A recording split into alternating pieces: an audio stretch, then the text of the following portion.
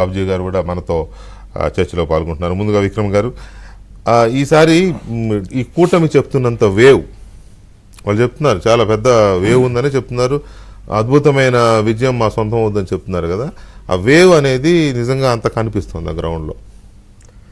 అంటే ఒకటండి, ఇప్పుడు మీరు చాలా అంశాలు ప్రస్తావించారు, ప్రతిదానికి ఒక బేసిస్ ఉండాలి. వేవ్ రావడానికి బేసిస్ ఏంటి, లేదంటే వైఎస్ఆర్సీపీ మేము గెలుస్తామన్న దానికి ఏంటి బేసిస్ అనేది ఉండాలి. ముందు అధికార పార్టీ వైఎస్ఆర్సీపీ అంటే జగన్మోహన్ రెడ్డి గారు ఏం చెప్తున్నారంటే, నేను మంచి చేశానని చెప్తే నాకు ఓటేయండి లేకపోతే లేదంటున్నారు. ఏం మంచి చేశారు అని అంటే, ప్రతి ఇంట్లో కూడా ఎవరో ఒకళ్ళు లబ్ధిదారులు ఉన్నారు కాబట్టి వాళ్ళు ఓట్లు వేస్తారు కాబట్టి మేము అధికారంలోకి వస్తామనేటువంటి ధీమా వాళ్ళలో ఉంది. మరోవైపు అధికార పార్టీ ఎందుకు ఓడిపోతుంది, కూటమి ఎందుకు వస్తుంది అనేటానికి మీరు అన్నట్టుగా అనేక వైఫల్యాలు ఉన్నాయి. అంటే గతంలో 2019లో వైఎస్ఆర్సీపీకి ఓటు చేసినటువంటి వర్గాలు ఏదైతే ఉన్నారో వాళ్ళందరూ కూడా దూరం అవుతున్నటువంటి పరిస్థితికి చాలా స్పష్టంగా కనపడుతుంది. అంటే దానికి ఆ బేసిస్ ఉంది, ఊరికే మనం పర్సెప్షన్స్ మీద మాట్లాడకుండా ఒక బేసిస్.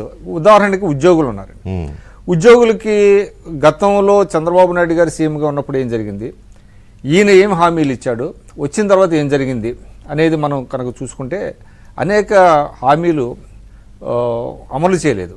ముఖ్యంగా సిపిఎస్, సరే సిపిఎస్ పక్కన పెట్టండి, సిపిఎస్ అనే కాదు, ఇప్పటికీ కూడా డిఏ బకాయిలు దాదాపుగా ఒక్కొక్క ఉద్యోగి, ప్రభుత్వ ఉద్యోగికి 2.5 లక్షల రూపాయల మేర ప్రభుత్వం చెల్లింపు చేయాల్సినటువంటి పరిస్థితి వచ్చింది. తర్వాత గతంలో అంటే చంద్రబాబు నాయుడు గారు సీఎంగా ఉండగా ఐఆర్ ప్రకటిస్తే ఐఆర్లో కోత పెట్టారు. గతంలో 24% ఉంటే 21% తగ్గించారు. అదేవిధంగా హెచ్ఆర్ఏ కనుక చంద్రబాబు నాయుడు గారు 30% ఇస్తే ఈయన 4% తగ్గించారు, 26% ఇచ్చారు. అట్లా ఉద్యోగులకు చెప్తే ఉద్యోగులకి ఏం చేశారు జగన్మోహన్ రెడ్డి గారు అని అంటే 0. అంటే గతంలో కంటే ఎక్కువ చేస్తానని చెప్పి గతంలో ఇచ్చినటువంటి బెనిఫిట్ కంటే తగ్గింది.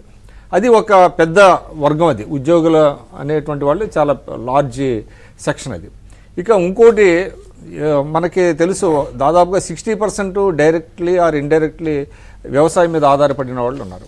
వ్యవసాయ రంగానికి ఏం చేశాడు ఆయన అంటే, రైతులు సంతోషంగా ఉన్నారా జగన్మోహన్ రెడ్డి గారికి ఓట్లు వేయడానికి అని చూస్తే, ఈ సంవత్సరం అండి ఖరీఫ్ రబీ అది నేను ప్రభుత్వ గణాంకాలు చెప్తున్నా, అసలు ఈ 2 పంటలకు కలిపి 45 లక్షల ఎకరాల్లో అసలు పంట ఇలా ఫర్ వేరియస్ రీజన్స్.